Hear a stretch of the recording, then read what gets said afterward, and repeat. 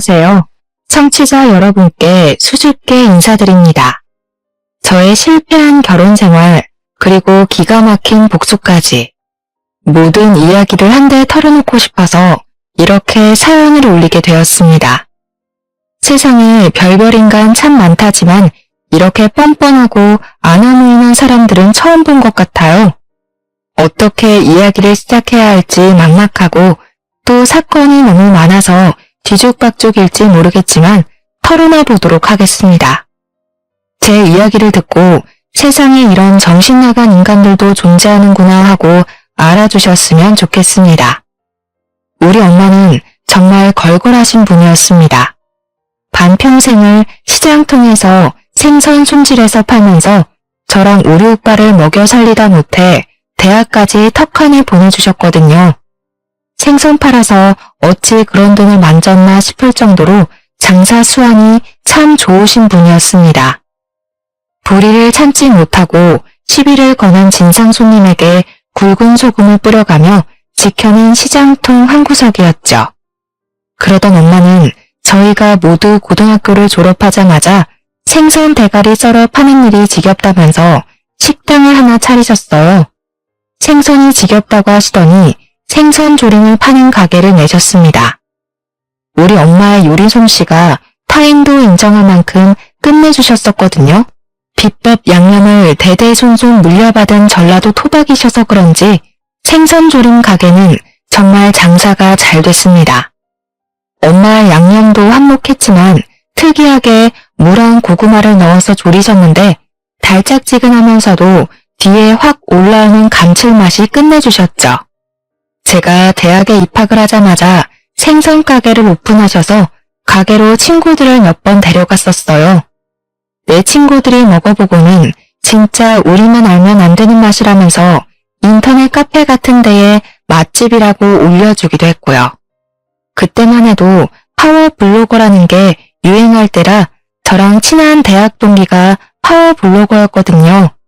자기 맛집 포스팅에 제대로 올려주고 나서부터는 호황을 이뤘죠. 그 친구한테는 제가 사례를 정말 톡톡히 했습니다.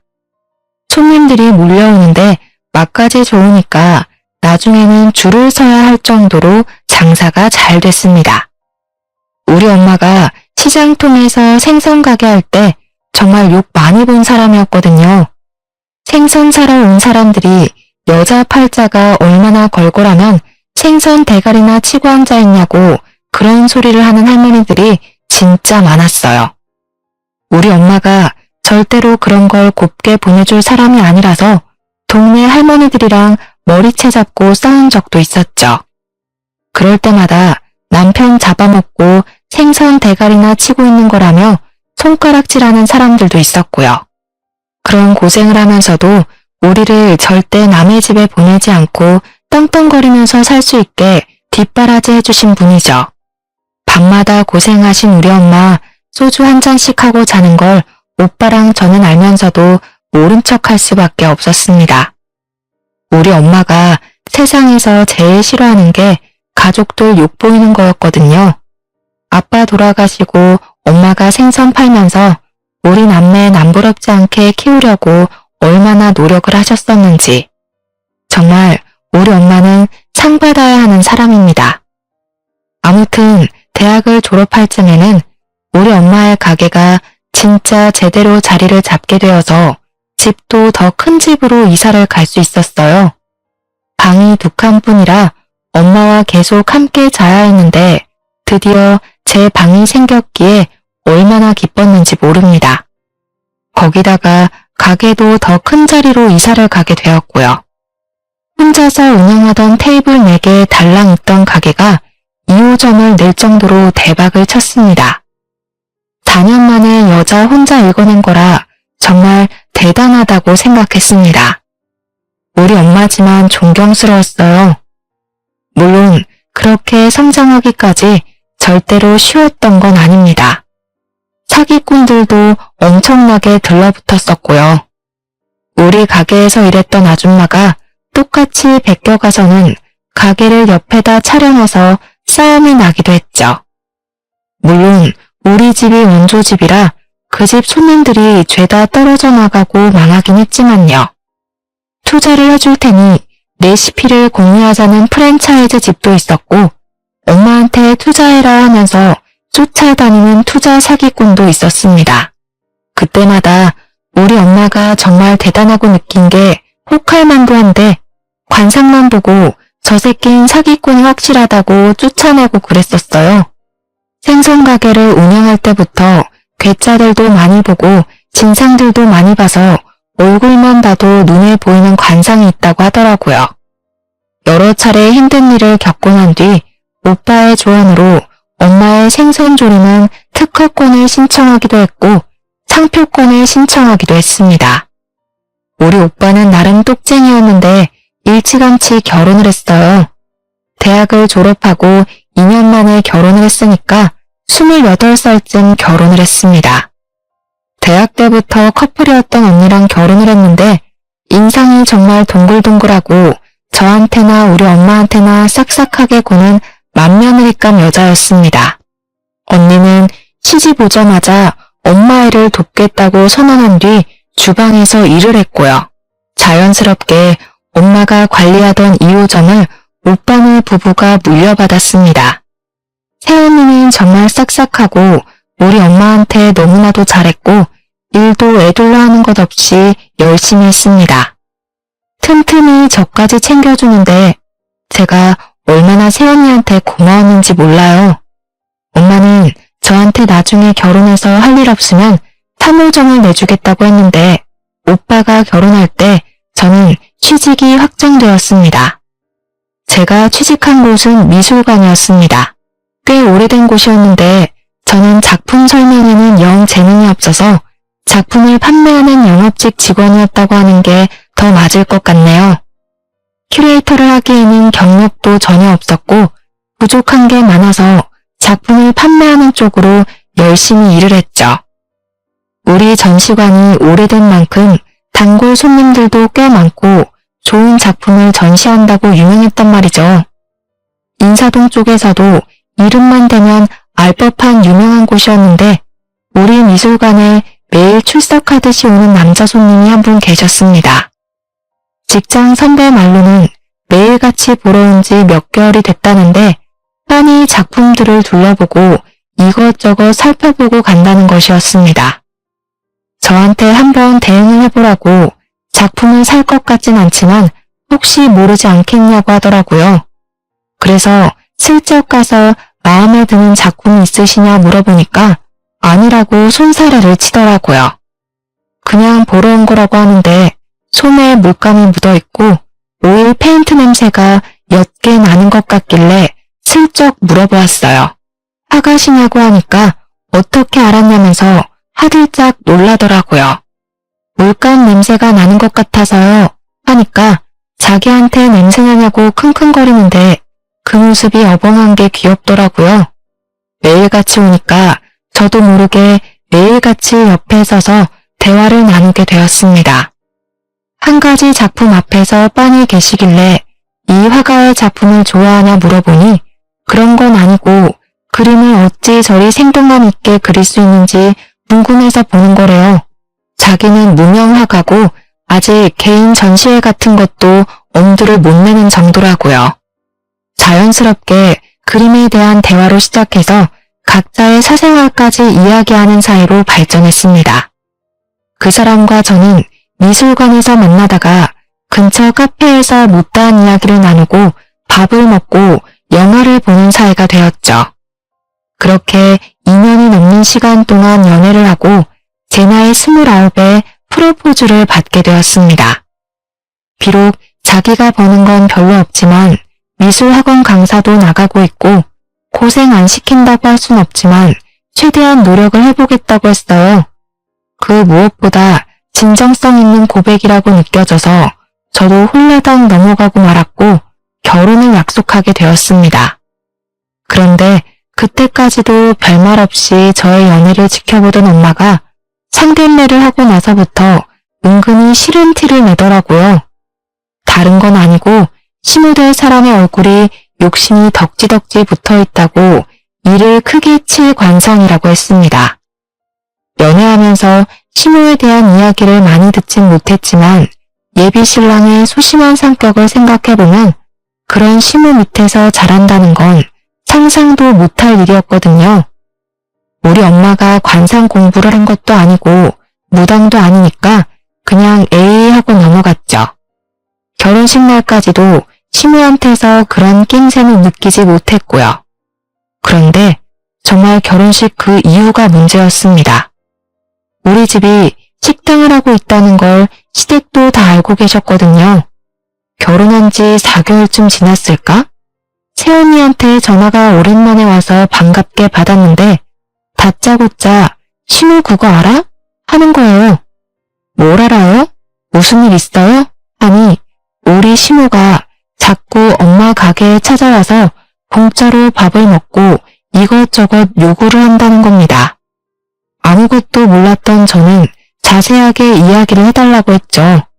그러니까 일주일에 한 번씩은 꼭 찾아와서 공짜로 밥을 먹고 간다는 거예요. 그것도 혼자 찾아오는 것이 아니라 친구들을 싹 끌고 와서 비싼 갈치조림을 대짜로 시켜 먹는 것도 모자라 반찬까지 싸달라고 한다는 겁니다. 반찬? 무슨 반찬? 하고 물어보니까 글쎄 식당에 밑반찬 나오는 거 있죠? 이게 맛있네 저게 맛있네 하면서 락앤만 통을 들이민다는 거예요. 돈 한 푼 낸 적 없이 매번 그러니까 새언니가 미치겠다고 하더라고요. 우리 엄마는 사돈 어른이라 싫은 소리 한 번 못하고 그냥 해달라는 대로 해주고 있었대요. 시모가 저한테 시집살이라도 시킬까 싶어서 보다 못한 새언니가 저한테 시모가 잘 좀 이야기해봐. 어머님 성격 알잖아 하더라고요. 우리 엄마가 걸걸하신 분이고 불의를 못 참는다고 하셨잖아요. 저 때문에 꾹꾹 참고 계신 거였어요. 그날 저녁에 남편을 붙잡고 이야기를 했습니다. 시모가 우리 엄마 가게 와서 공짜로 밥 먹고 가는 것도 모자라 반찬까지 싸달라고 한다더라. 친구들까지 죄다 끌고 온다더라 했어요. 일주일에 한 번 이상은 꼭 온다는데 내가 말하긴 좀 그렇고 당신이 시모한테 말 좀 잘해달라고 부탁을 했죠. 그랬더니 남편이 머리를 벅벅 긁으면서 자기가 미술한다고 돈 아끼면서 살았던 게 버릇이 돼서 그렇다는 거예요. 아니, 돈을 아끼는 걸로 제가 뭐라고 했나요? 거지처럼 공짜밥 구걸하고 다니니까 그런 거죠. 남편이 생각 없이 자기 엄마를 두둔하는 행동 또한 꼴보기가 싫었습니다. 아무리 그래도 사돈 어른이 불편한 걸 알아야 하는 나이가 아닌가요? 어떻게 남의 업장에 가서 친구들까지 죄다 끌고 공짜밥을 먹고 올 수 있는 건지 이해를 하고 싶어도 할 수가 없었습니다. 저만 해도 친구 집에 빈손으로 찾아가 본 적 없는 사람이고요. 어디 가서 얻어먹는 걸 즐기는 사람도 아니었거든요. 거기다가 우리 남편이 결혼하고 몇 개월이 지난 지금까지도 월급 120만 원 꼴랑 들고 오거든요. 학원에서 정직원도 아니고 시간 강사로 일하고 있어서요. 제가 정직원으로 일하면 안 되겠냐고 했는데 본인 개인전 열고 싶어서 작품을 그려놔야 한다고 하더라고요. 작품을 그릴 시간이 필요하니까 학원에는 시간 강사로 파트타임을 나가야 한다고요. 그렇게 벌어오는 게 120만 원입니다. 제가 얼마나 속이 터지겠어요? 고생 안 시킨다고 한 적은 없지만 이건 너무하죠. 그림 그리는 가난한 사람이란 걸 알면서도 결혼하긴 했지만 그래도 저도 할 말은 해야 하잖아요. 당신이 지금까지 재료값을 어머님한테 달라고 하지 않잖아. 그러니까 어머님이 우리 집에 와서 공짜밥을 드시는데 명분이 없다는 거야. 우리 집에서 무전취식 그만했으면 좋겠어. 그랬더니 남편이 노발대발하면서 지금 우리 엄마 거지 취급하는 거냐고 하더라고요. 근데 막말로 맞는 말 아닌가요? 몇 개월 동안 무전취식했다는데 그것도 일주일에 한 번 이상은 꼭이요. 갈치조림 4인상 기본이라고 해도 15만 원은 나와요. 근데 지인 4명 이상은 꼭 끌고 간다는 겁니다. 그러면 우리 엄마가 손해보는 돈은 얼마나 많겠습니까? 남편한테 그랬죠. 당신이 한 달에 월급 버는 만큼 어머님이 우리 엄마 가게에서 식사하고 가신다고요. 그랬더니 자존심이 상한 건지 뭔지 씩씩거리면서 시모한테 전화를 걸어서는 엄마가 장모님 가게에서 거지처럼 공짜밥 먹고 반찬 달라 그랬어? 이러는 겁니다. 아니, 그렇게까지 악의적으로 말할 필요가 있나요? 애둘러서 좋게 이야기할 수도 있는 거잖아요. 남편한테 그렇게 말하면 내가 뭐가 되고 우리 엄마 입장이 얼마나 난처하겠냐고 이야기를 했더니 화를 빽 내더라고요. 네가 그랬잖아, 자존심 상하게. 너도 나 그림 못 그린다고 재능 없다고 무시하는 거 아니야? 남편이 자기 작품 전시회를 한 번도 열지 못한 것에 대한 자격지심이 있었나 봐요. 저도 몰랐죠. 그림에 그렇게 예민하게 굴 거라고 생각도 못했고요.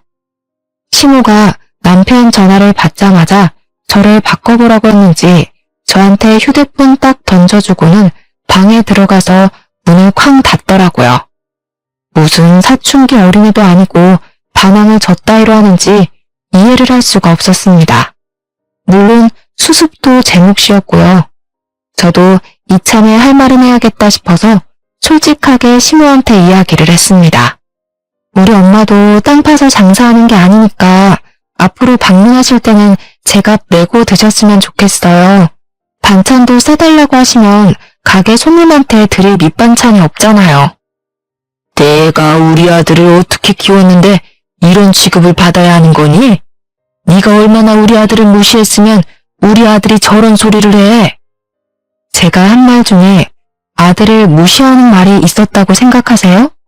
저는 아무리 생각해도 없더라고요. 그래서 저는 무시한 적 없는데요 하고 말을 했는데 오히려 제 말을 시모가 무시하더라고요. 제 말은 듣지도 않고 자기가 못난 엄마라 서럽다, 며느리한테 이런 소리 들을 줄 꿈에도 몰랐다 하는데 이해가 안 갔어요. 무전 취식하길래 하지 말라고 한 게 왜 서러운 일인 거죠? 어머님, 우리 아들 아주 말끝마다 그러시는데 그 귀한 아들이 한 달에 120만 원 버는 거 아시죠? 근데 어머님은 저희 엄마 가게에서 한 달에 100만 원어치 이상을 드세요. 너무 놀부심도 아닌가? 저희 엄마가 자선업체도 아니고 봉사단체도 아니잖아요. 그러니까 시모가 내가 지금 거지라는 거냐면서 우리 아들이 한 달에 120만 원 번다고 무시하냐는 겁니다. 능력 없다고 무시하냐, 네가 더 잘 번다고 남자를 깔보면 되냐 안 되냐 하는데 귀가 따가웠습니다. 능력 없는 남편 데리고 살아주는데 저한테 고마워하세요.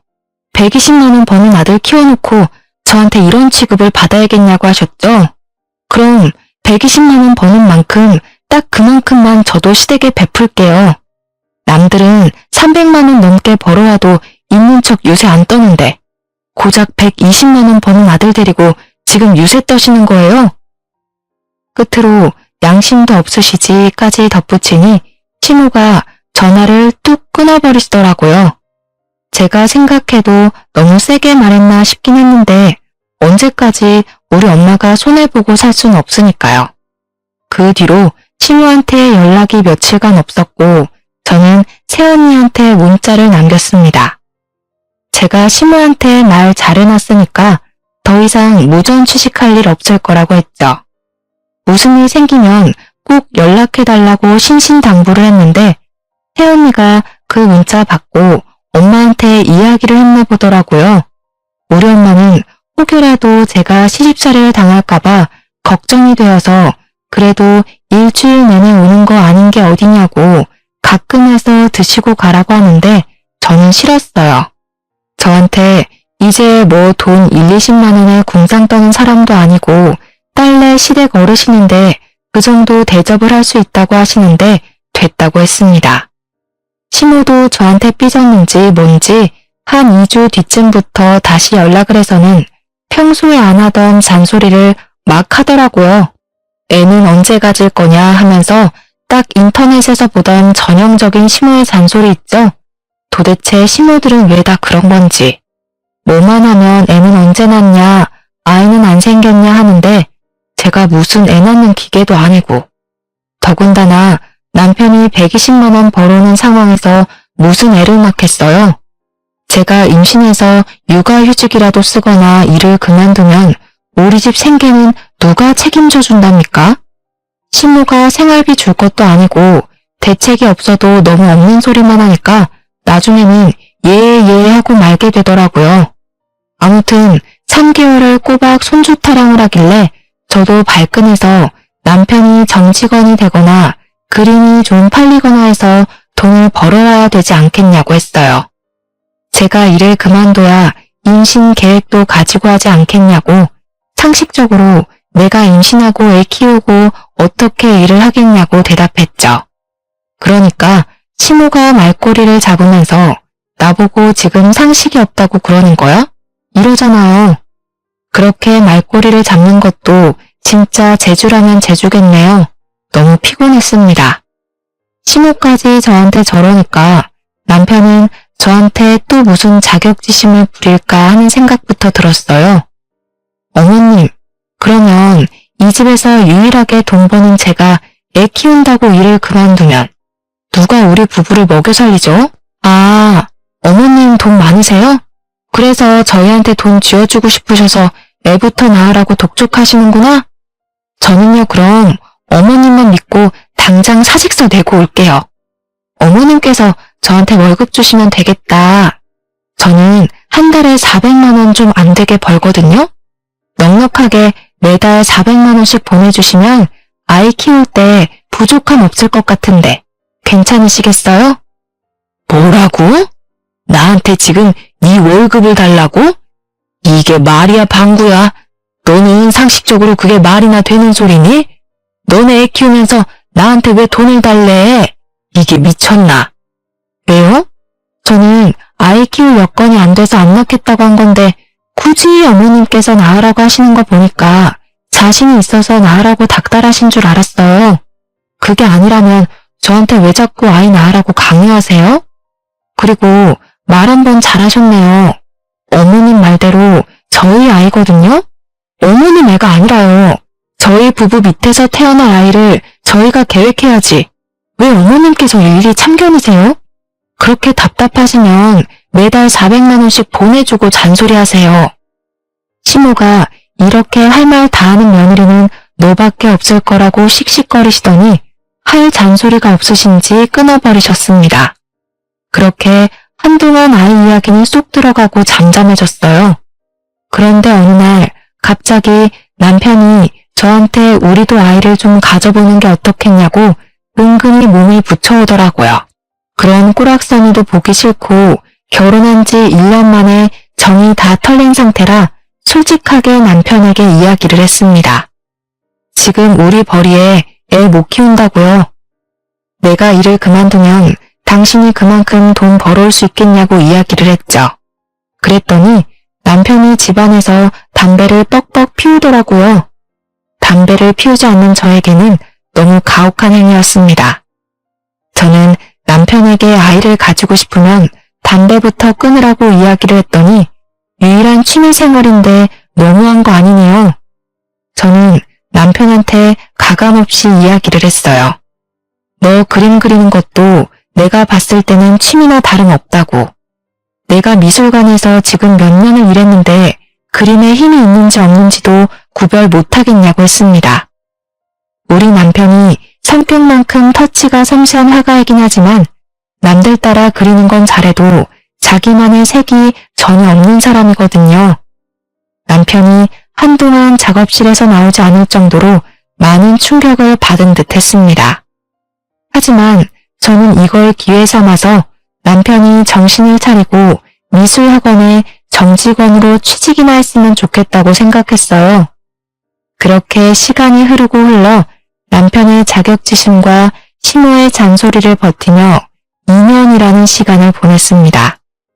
남편은 그 와중에도 신인 작가전 같은 데에 공모를 넣었다가 몇 번의 실패를 겪었고 사람은 점점 피폐해지기 시작했어요.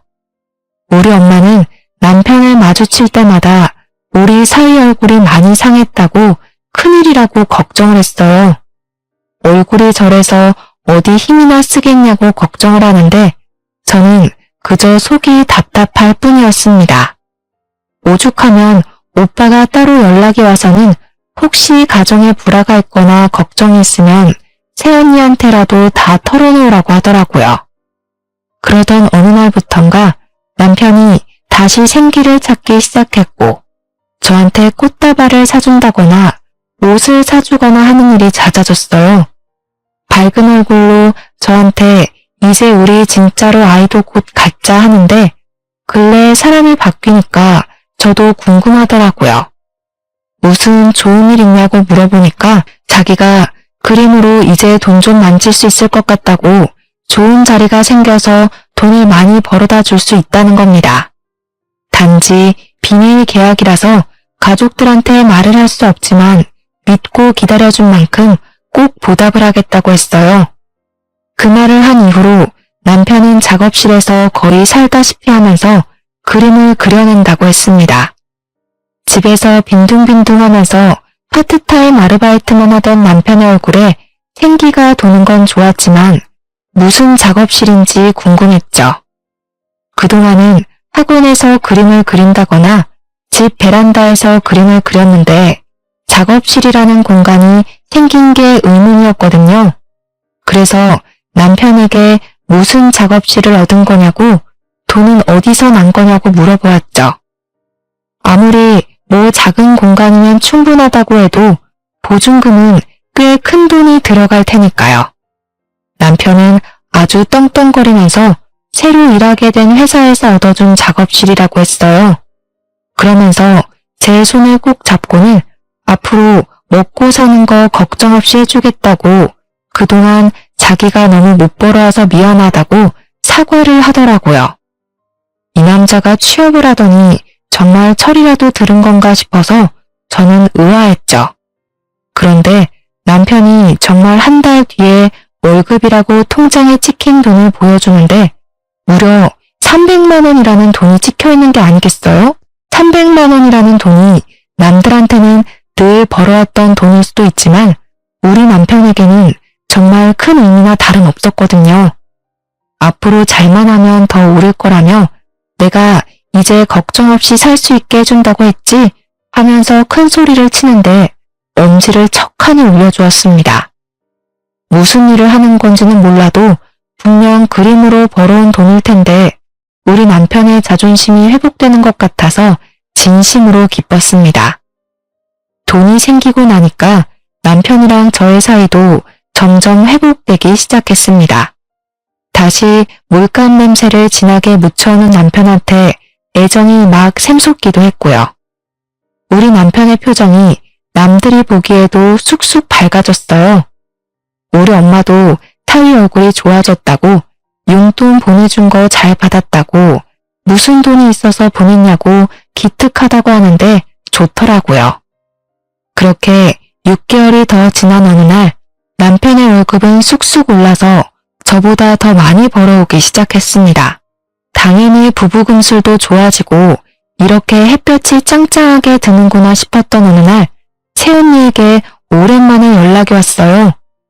오랜만에 무슨 일이에요 하니까 새언니가 호들갑을 떨면서 신우 혹시 임신했냐고 물어보는 거예요.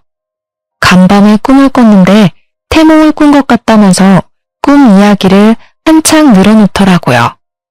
용 한 마리가 자기 손에 떡하니 올라탔는데 갑자기 맞은편에 있던 제 뱃속으로 뚝 들어가더라고요.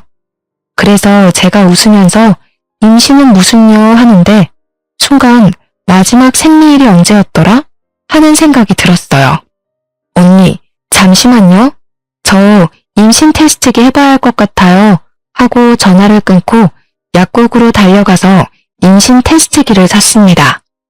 아침 첫 수변으로 해야 정확하다는 걸 알고 있었지만 마음이 급해서 화장실에 가서 그냥 테스트를 했어요. 누가 봐도 선명하게 두 줄이 떡하니 뜨는 게 아니겠어요? 너무 놀라서 화장실에서 소리를 꽥 질렀죠. 새언니한테 사진을 보내니까 바로 전화와서는 빨리 병원부터 가보라고 하더라고요.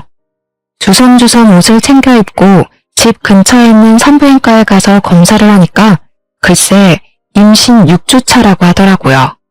다음 주에 오시면 심장 소리도 들을 수 있다고 남편분이랑 같이 오라고 하는데 초음파 사진을 손에 쥐고 있는데도 믿기지가 않았어요. 너무너무 신이 나서 남편이 집에 오자마자 초음파 사진을 보여주면서 나 임신했어 하고 이야기를 하니까 남편이 입을 턱 틀어막더라고요. 너무 감동이라고 드디어 우리에게도 새 생명이 찾아왔다고 한참을 어쩔 줄 몰라 하더니 시모한테 바로 전화를 하더라고요. 다음날 출근해서 직장에 이야기를 하고 저는 정직원에서 파트타임으로 일을 하기로 했어요. 월급은 확 줄긴 했지만 퇴교할 시간도 늘어나고 대표님께서 언제든지 정직원으로 복귀를 시켜주시겠다고 약속까지 걸어주셨습니다. 남편은 그달에 정말 열심히 일을 했다면서 우리 아이를 부족함 없이 키우자고 월급을 500만 원을 들고 왔습니다. 드디어 우리 가족에게도 꽃길만 밟게 길이 열렸구나 하면서 행복해하고 있었죠. 우리 엄마는 벌써부터 몸조리 잘해야 된다고 청담동에 있는 산후조리원을 보내주겠다고 설레발을 치고 있었습니다. 그렇게 태교에 집중하던 어느 날 뱃속의 아이의 옷은 파란색으로 준비하라는 말을 듣고 아들이라는 것을 알게 되었습니다. 당연히 우리 시모는 저에게 복덩이라며 난리가 났고요. 그러다 제가 임신 6개월쯤 되었을 때 새언니에게 연락이 왔는데 영 목소리가 좋지 않더라고요. 언니, 무슨 일 있어요? 하니까 오빠가 저한테 이야기를 하지 말랬다고 하면서 고민을 하더니 이야기를 털어놓기 시작했습니다. 우리 시모가 어느 날부터 엄마 가게를 찾아가서는 분점자리 하나 내달라고 떼를 쓴다는 이야기였어요. 우리 엄마가 주방에서 일하던 사람이 뒤통수를 치고 옆자리에 가게를 낸 이후에 절대로 양념은 새언니와 오빠 그리고 엄마 셋이서만 만들거든요. 근데 그 비법을 알려달라고 떼를 쓰면서 3호점을 내게 해달라고 난리를 친다는 겁니다. 자기가 누군지 아냐고 가족으로 묶인 사람인데 설마 뒤통수를 치겠냐면서 당당하게 요구를 한대요. 새언니한테 미안하다고 내가 시모랑 이야기를 해보겠다고 하니까 나한테 알리지 말라고 했다면서 그냥 알고만 있으래요. 제가 알게 된 거 알면 엄마고 오빠고 분명 화낼 거라면서 태교만 하라고 하길래 언니 입장도 있으니까 알겠다고 했죠. 근데 시모가 진짜 엄마 가게에서 거의 드러눕다시피 했나 보더라고요. 결국 엄마 가게에서 일을 하게 되었다는 소식을 듣게 되었어요. 그 소식을 듣고 임신 8개월 만삭인데도 무거운 몸을 이끌고 엄마 가게에 일부러 찾아갔거든요. 시모가 떡하니 있더라고요.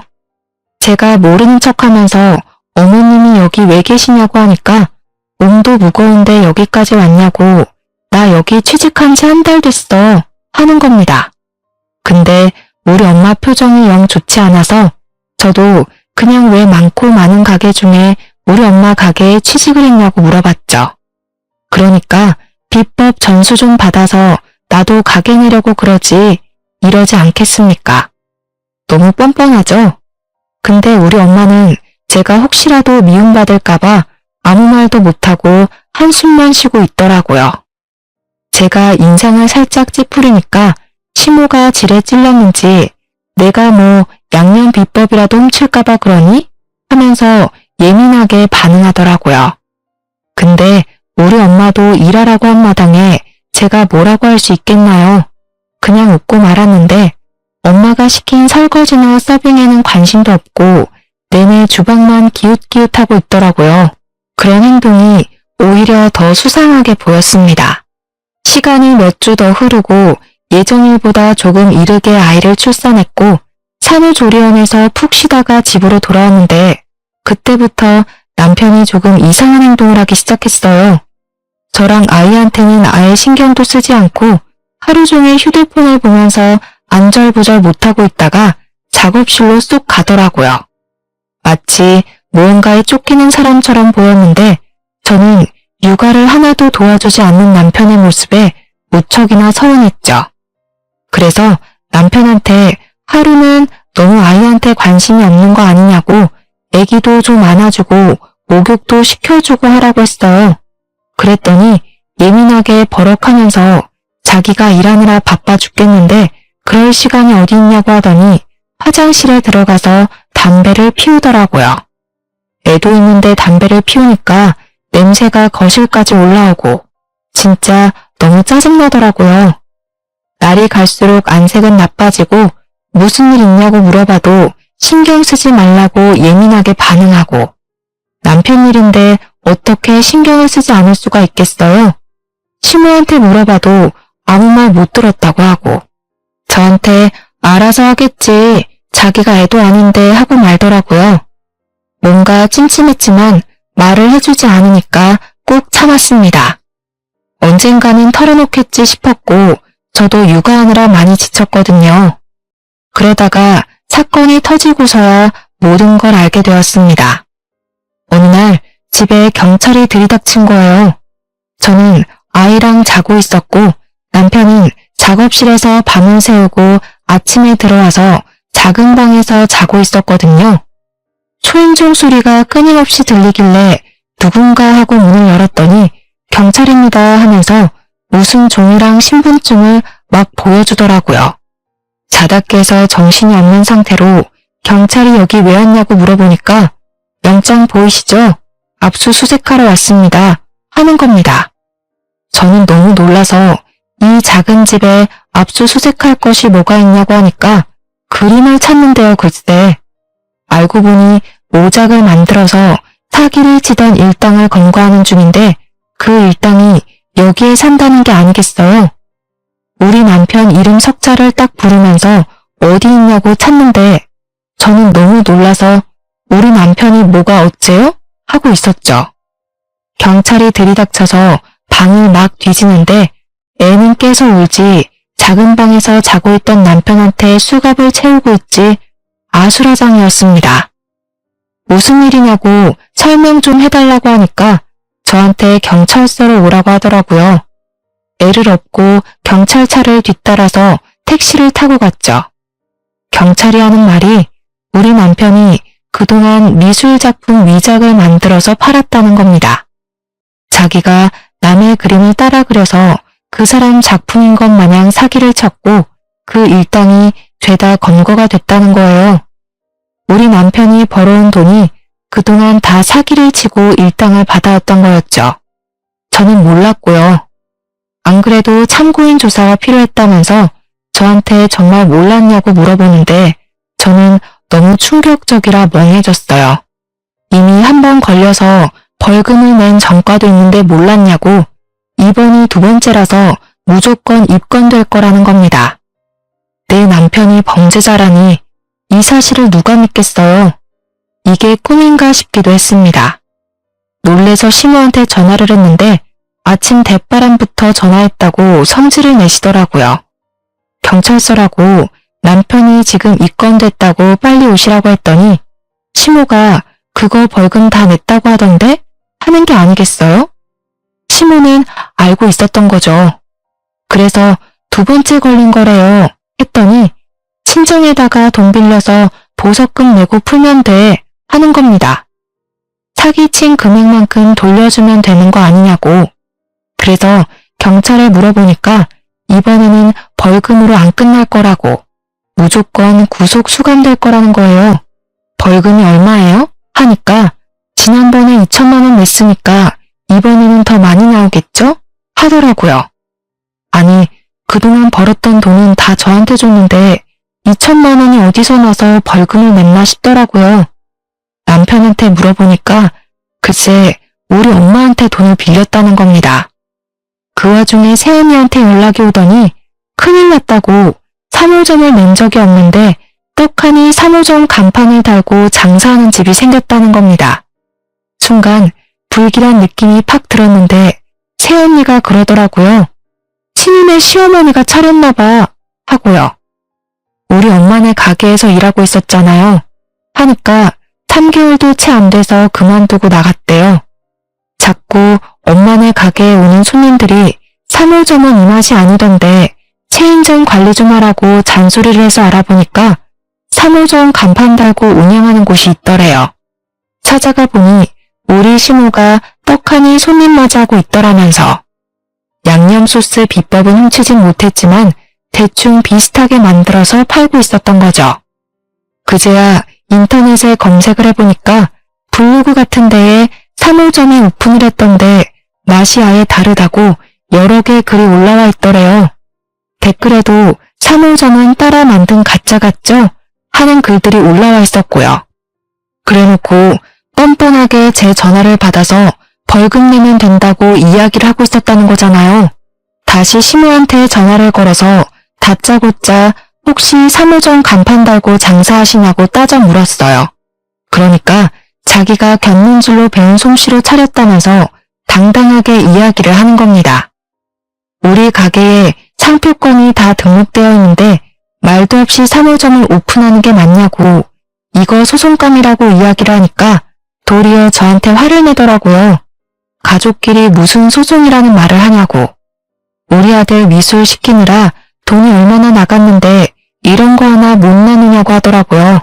재료값이라도 뽕 뽑으려면 장사를 해서 돈이라도 벌어야지 비법을 다른 가게에 팔지 않은 걸 감사하게 여기래요.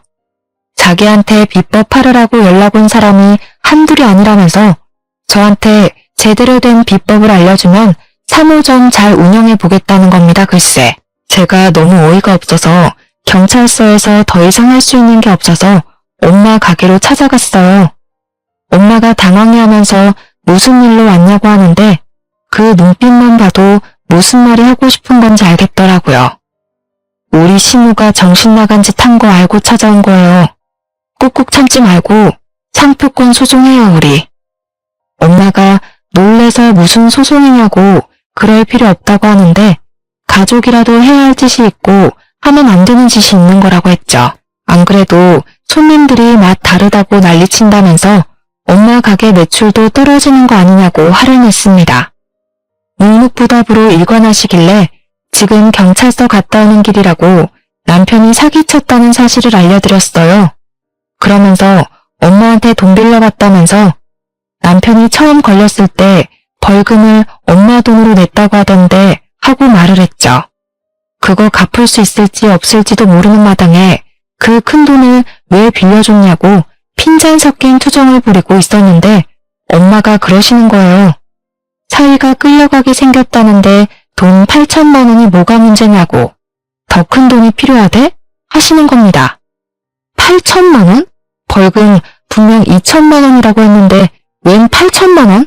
분명 경찰이 처음 벌금 2천만 원 나왔으니까 두 번째는 더 나올 거라고 했는데.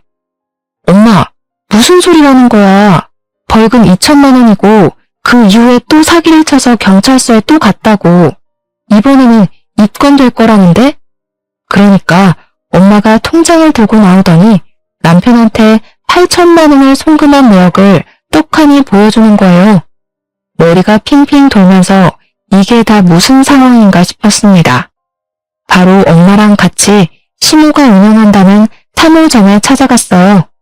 시모가 드디어 양념의 비법을 알려주러 온 거냐고 묻는데 열이 받아서 셀프 코너에 있는 깍두기 통을 들어 엎어버렸습니다. 시모가 놀래서 미친 거냐고 이게 무슨 짓이냐고 소리를 쳤죠. 벌금 2천만 원 빌린 게 아니라 8천만 원을 빌렸다고? 6천은 어디 갔어요? 아이고, 그걸 또 곳에 가서 일렀어?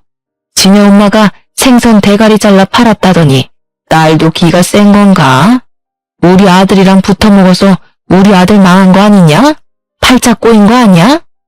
그 소리에 우리 엄마가 열이 받아서 시모한테 소리를 쳤죠. 손질해준 생선을 냅다 던지면서 내 돈 어디다 썼냐고 말이에요. 그 돈으로 이 가게 보증금 냈지. 엄마가 부들부들 떨면서 상표권 소송 걸 거라고 단단히 준비하라고 소리치고 나왔습니다.